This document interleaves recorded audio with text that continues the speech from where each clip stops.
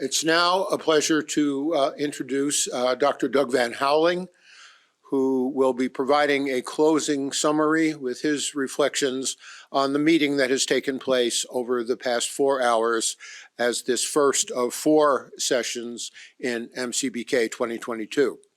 So to introduce Dr. Van Houweling, he's Professor Emeritus of Information in the University of Michigan School of Information and Professor Emeritus in Service of Learning Health Sciences at the University of Michigan Medical School. He has a long career in higher education, information technology leadership and management. He's led the information technology function at several universities, including Cornell, Carnegie Mellon, and the University of Michigan. He's led the development and deployment of advanced network infrastructure for higher education and research, first with the NSFNet and then in his experience of leading Internet 2. Dr. Van Houweling's research interests include the development and future of the Internet, sensor networks, and information technology management. Doug, thank you for being with us today. We appreciate your remarks.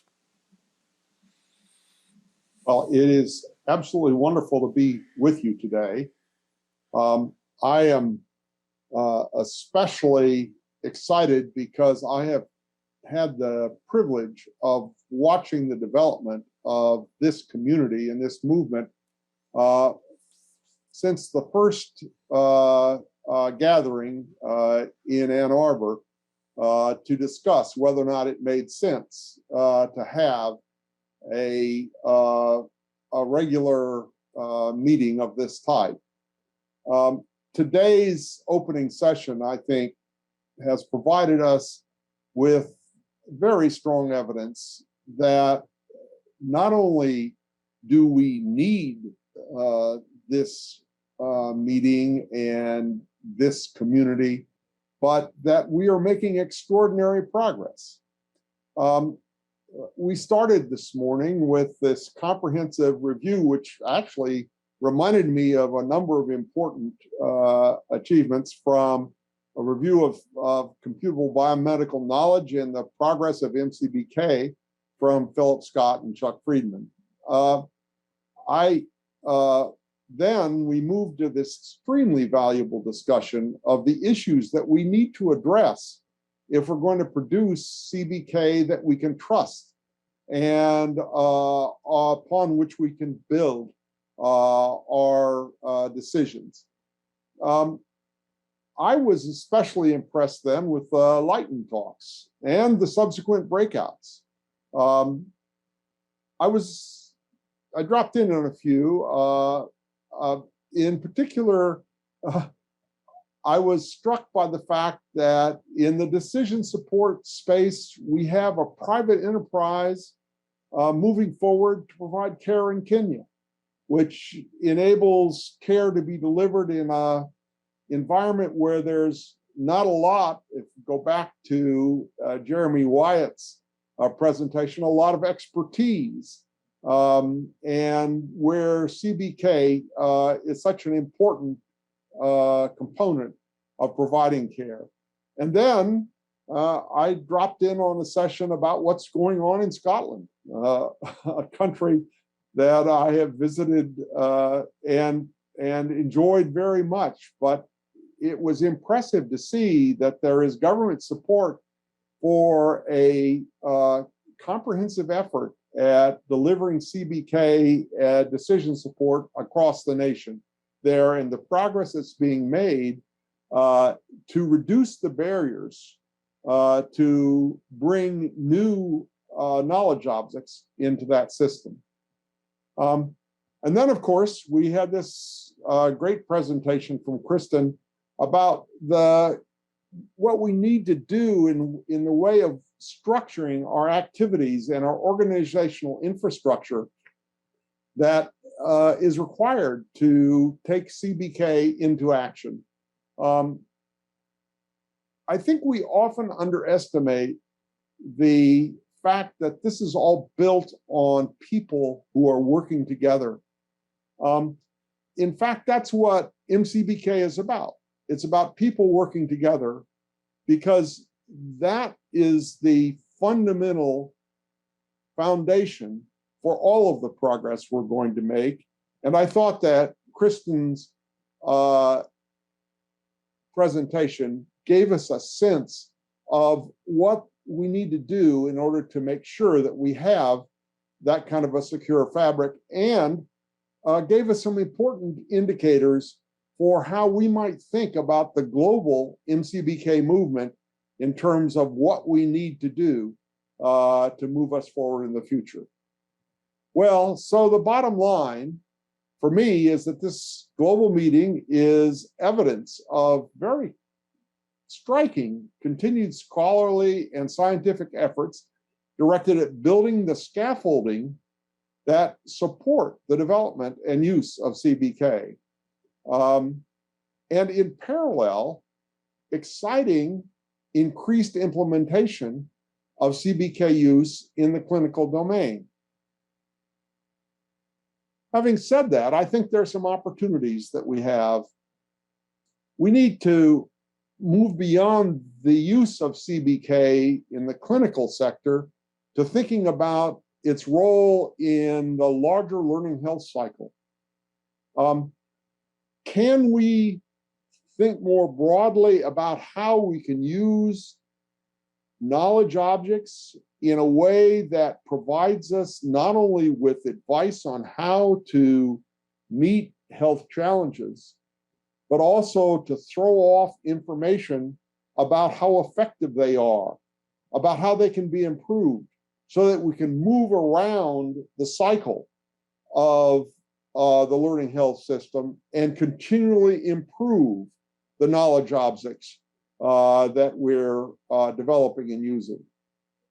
I also think that we're now in a position to begin to draw together the many global implementations, the experience from the many global implementations that are now appearing in the use of CBK, and try to build a better model of how we can move forward, what the elements of maturity are, what the dangers are that we have to address.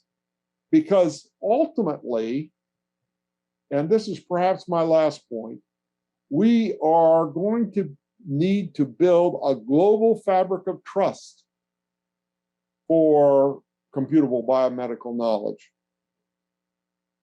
This is not just about what we can deliver. It is about what people believe the value will be. And as we've moved through the morning, I think we have had one indication after another that trust is key to enabling the future of computable biomedical knowledge.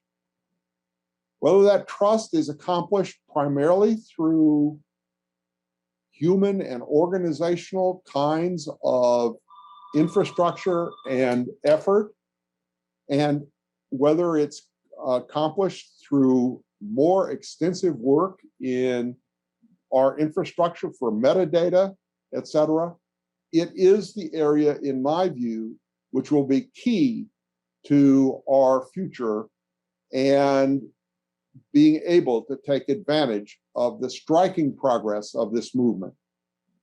So, in summary, I'm looking forward to the rest of our time together across the globe. I think we've made an extraordinary start. I think that the community is now beginning to show the benefit of thinking about our initiative as a global initiative, one that will allow us to build not only on the experience within our own individual environments, but also our shared experience across the globe. Thank you very much, Doug. We really appreciate these remarks, and I think you've done an excellent job of summarizing the many things that we have experienced together. today. I almost said this morning, but I realized that would not be accurate for many parts of the world. So I think it's time to wrap up day one, session one of MCBK 22. Couple of comments that I'd like to make in closing, and I'll also ask Philip if he would like to make some comments in closing. First of all, that we had 224 individuals join us for day one, session one, and if we have something comparable in terms of participation in session two, we will have had quite a large meeting in terms of participation, and we're very, very happy about that. Now of you 224 people who were with us this morning, let me say that the session that will begin for those of us on the East Coast or the eastern part of the United States at 7 p.m. and run until 11 p.m. Eastern North American time. There will be some real treats in the second session that may be a good reason to stay up and forego binge watching whatever show you are streaming at the moment. We're going to be hearing in a keynote from Graham Grieve, who's the founder of FIRE. We'll be hearing from Lu Shijing, who is one of the leaders in China of the machine learning and AI research and MCBK. There will be 10 other lightning talks with breakout groups among the other attractions of session two, which, as I said, will begin at 7 p.m. U.S. Eastern Time this evening, 4 p.m. in the afternoon on North American Pacific Time. Let's see, 7 p.m. That will be 7 a.m. in China and 9 a.m. in Australia. And I know many of our Australian colleagues will be joining us for this meeting. So please, those of you who are here, consider joining us for the second session of the meeting today. And if you can't, know that the recordings will be available for you to look at sometime in the future after the meeting ends.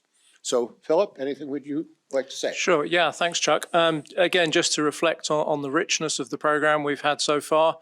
And I think, as Doug emphasized, again, the multidisciplinary, multi-stakeholder approach to this, there are so many components that are needed to build the learning health system, to deliver the computable biomedical knowledge ecosystem, that there are so many contributions that we need and that we are beginning to see. So fantastic progress by this community. This meeting is yet again a great testament to that. So thank you, everyone, for coming along. Back to you, Chuck. Oh, thank you, Philip. I think this concludes our session one of day one of MCBK 22. I hope to see many of you later today, and I hope to see all of you, we hope to see all of you for day two, session one, which will begin at 9 a.m. US and Canadian Eastern Time tomorrow, and 5 or 6 hours later in the UK and Europe. So take care, everybody, and we'll see you later and or tomorrow.